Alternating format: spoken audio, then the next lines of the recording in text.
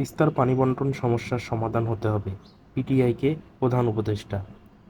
বাংলাদেশের অন্তর্বর্তী সরকারের প্রধান উপদেষ্টা ডক্টর মোহাম্মদ ইউনূস বলেছেন, দীর্ঘদিন ধরে অমীমাংসিত তিস্তা নদীর পানি বণ্টন চুক্তির বিষয়ে মতপার্থক্য দূর করার উপায় নিয়ে ভারতের সঙ্গে আলোচনা করবে অন্তর্বর্তী সরকার। বিষয়টি দীর্ঘদিন ধরে ঝুলে আছে, এতে কোনো দেশেরই লাভ হচ্ছে না। ঢাকায় নিজের সরকারি বাসভবনে ভারতের বার্তা সংস্থা পিটিআইয়ের সঙ্গে একটি সাক্ষাৎকারে নোবেলজয়ী অধ্যাপক ডক্টর মোহাম্মদ ইউনূস একথা বলেন। দুই দেশের মধ্যে পানি বণ্টনের বিষয়টি অবশ্যই আন্তর্জাতিক আইন অনুযায়ী হতে হবে উল্লেখ করে তিনি বলেন, বাংলাদেশের মতো ভাটির দেশগুলোর অধিকার সমুন্নত রাখার সুনির্দিষ্ট অধিকার রয়েছে।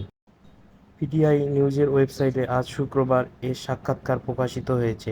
সাক্ষাৎকারে প্রধান উপদেষ্টা বলেন, বিষয়টি নিয়ে বসে থাকার ফলে এটার কোনো কাজে আসছে না। আমি যদি জানি যে আমি কতটুকু পানি পাবো, তাহলে এটি ভালো হতো। এমনকি পানির পরিমাণ নিয়েও যদি আমি খুশি নাও হই, তাতেও সমস্যা নেই। বিষয়টি সমাধান হতেই হবে।